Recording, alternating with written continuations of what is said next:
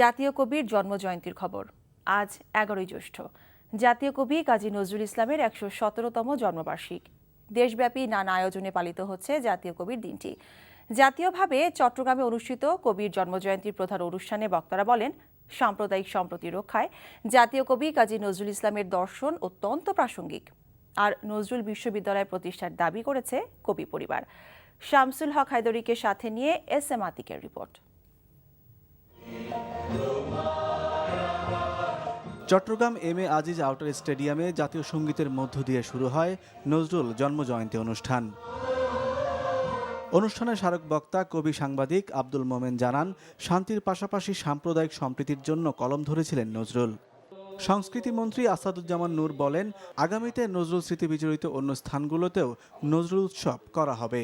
আমাদের মাননীয় প্রধানমন্ত্রীর নির্দেশ আছে যে নজরুল ইসলাম আমাদের জাতীয় কবি, তার স্মৃতিধন্য যত স্থান আছে আমরা সেইভাবেই চেষ্টা করছি তার স্মৃতিধন্য স্থানগুলোতে জাতীয় পর্যায়ে নজরুল জয়ন্তী করতে।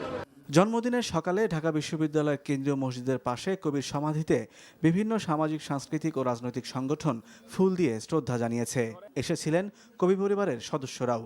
আমাদের পরিবারের তরফ থেকে আজকে বাংলাদেশ সরকার এবং আমাদের মাননীয় প্রধানমন্ত্রীকে যে আমাদের দাদুর জন্য, কাজী নজরুল ইসলামের জন্য যাতে একটা সঙ্গীত বিশ্ববিদ্যালয় প্রদান করা।